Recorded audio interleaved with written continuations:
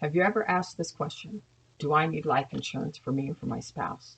Probably not, because this is not a question that most people even consider asking, but it is something everyone should really think about, especially if they have young children or are supporting a spouse, a disabled child, or another adult. Of course, not everyone needs life insurance. So there are questions that you need to ask to help evaluate your life insurance needs, such as how many people are depending upon my earning capacity? How much money will my family need for their living expenses? How long will it take for my family to become self-sufficient? These are just some of the long-term needs to think about. You should look at the income you earn to support your family on a regular basis. Let's look at some short-term need questions. What assets are available to take care of my family's immediate financial needs?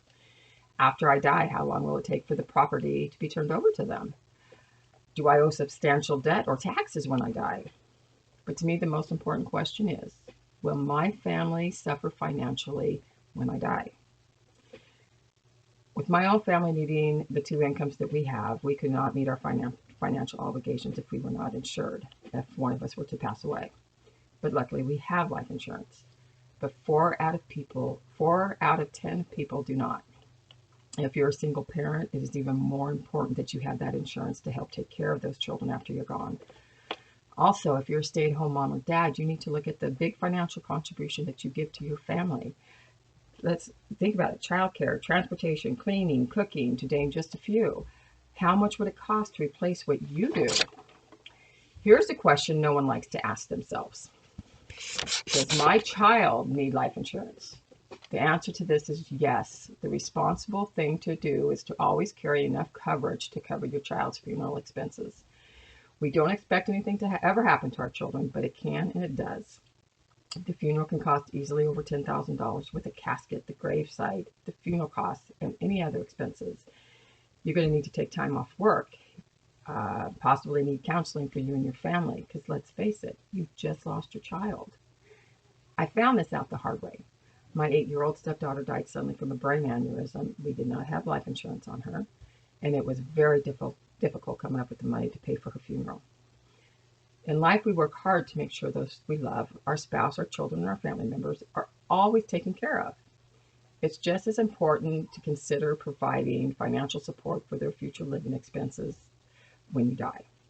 After all, they have to go on without you. Make sure you protect them. Make sure you give them peace of mind.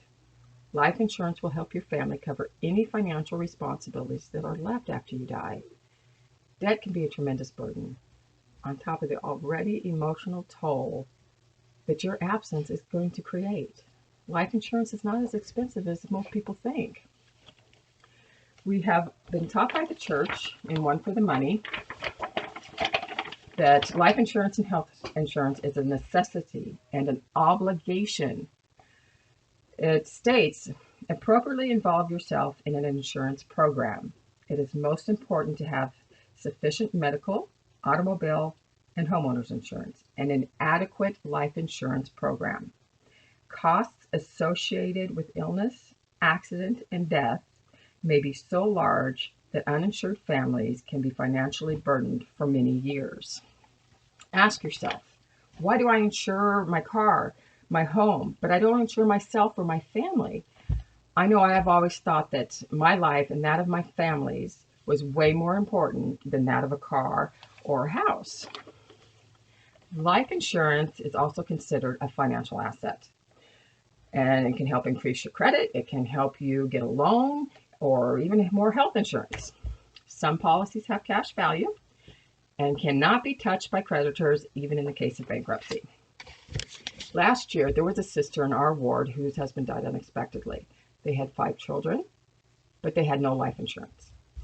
The ward did fundraisers and helped pay for the funeral and the dinners and all that stuff that we do, but they had no money and no income because she was a stay-at-home mom.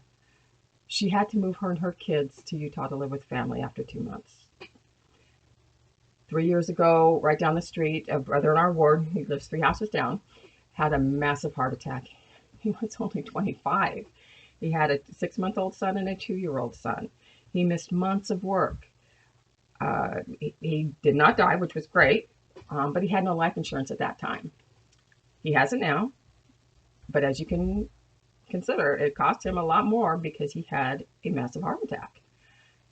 The time to think about ensuring your family's peace of mind is now, not later when it can be too late or too expensive. The older you get, the more expensive it gets. Now, in light of what just happened here in California, the mass shooting, and it's happening more frequently than we want, this is important to think about. I knew some of those people that got shot. Do you think any of them who died or even got shot thought they were going to? No. And I know if my loved one just got shot and killed, I don't want to be thinking about money to take care of their funeral or what am I going to do after.